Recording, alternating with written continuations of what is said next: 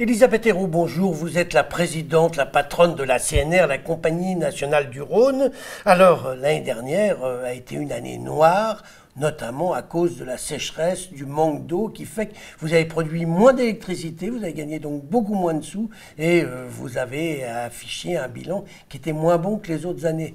Depuis le début de l'année, il pleut comme vache qui pisse, comme on dit en Normandie. Je pense que vous êtes une femme heureuse et que vous voyez à nouveau revenir avec plaisir cette neige dans les montagnes et cette eau sur le Rhône.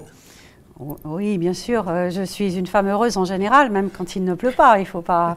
Mais non, ça nous rappelle deux points importants. Le premier, c'est qu'on dépend des éléments naturels. Il ne faut jamais l'oublier, des années de sécheresse, il y en a toujours eu.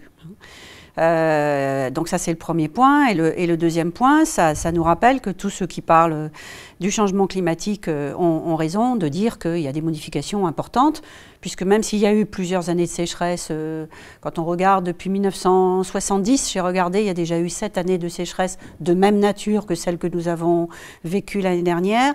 Mais le sujet n'est pas là, le sujet est dans la même année, les amplitudes importantes que nous avons. C'est terminé 12 mois de sécheresse, donc d'étiage sur le Rhône, avec 3 crues, coup sur coup, en décembre, donc 2017 et janvier 2018, ça c'est plus embêtant parce que cette brutalité est difficile à gérer. Oui. Donc c'est vrai que je préférerais qu'on ait de la neige l'hiver, de l'eau quand il faut, de la neige qui fond lentement, mais je rappelle quand même qu'on dépend des éléments naturels, donc il faut les gérer. Donc simplement cette préoccupation des amplitudes qui sont dérangeantes. Là, depuis début janvier, il y a eu 3 crues, et là, quand il y a des crues, vous ne produisez pas beaucoup d'électricité. Non, oui. Comme la sécheresse. Souvent, ceux qui regardent le Rhône ne le voient pas, mais notre métier, c'est de pouvoir laisser passer l'eau. Et lorsqu'il y a beaucoup d'eau, nous sommes obligés de la laisser passer. Et nous ne pouvons pas turbiner comme nous voulons. Bon, là, en ce moment, tout va bien, puisque... C'est calme, en ce moment, c'est bien. C'est bien, donc vous êtes contente. Économiquement, la CNR a longtemps été une poule aux œufs d'or. Vous aviez des conditions qui étaient bonnes et l'électricité, je crois qu'on vendait assez cher. Oui. C'est fini, cette époque ? Oui, je pense que c'est fini. Il y a eu quelques années d'or, poule aux œufs d'or, oui, parce qu'il y a eu quelques années d'or, c'est vrai, où on a eu la chance d'avoir des prix élevés sur les marchés de gros. Je rappelle que nous vendons notre énergie sur les marchés de gros, donc nous sommes dépendants de ce marché. Et nous avions la chance d'avoir de l'eau. Quand vous multipliez un beau volume avec un bon prix, ça donne de bons résultats.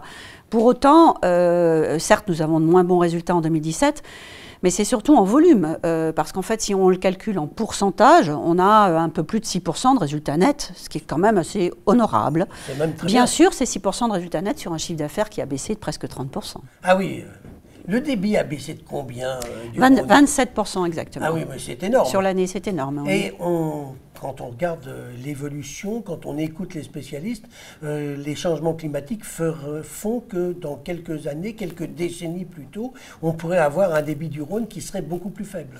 Oui, les spécialistes s'entendent tous sur un point, c'est qu'effectivement le débit sera plus faible.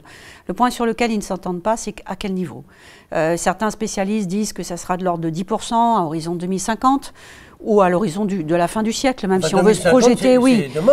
Mais 10% d'ici demain, c'est encore gérable. Hein. Mais d'autres spécialistes pronostiquent qu'il y aura une baisse de 40% avant la fin du siècle. Donc nous, nos propres spécialistes sont plutôt dans la fourchette basse.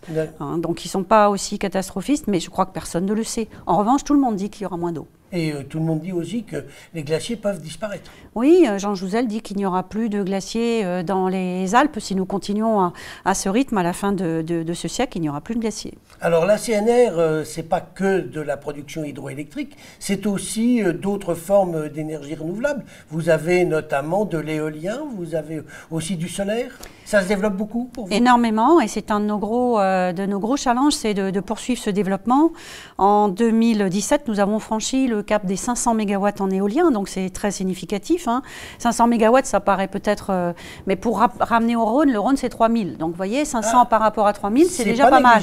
Oui. Plus le photovoltaïque, on a un objectif à fin 2020 d'être à 1000 MW en dehors du Rhône. Donc 3000 sur le Rhône, 1000 en dehors du Rhône. Hein.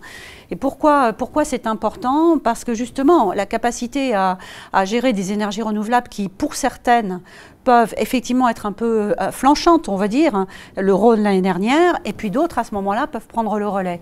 On a eu un épisode assez étrange l'année dernière. Pendant 2 heures, nous avons produit plus avec nos éoliennes qu'avec le Rhône. Donc il y avait du vent. Pendant 2 heures seulement. Pendant 2 heures. Mais c'est quand même...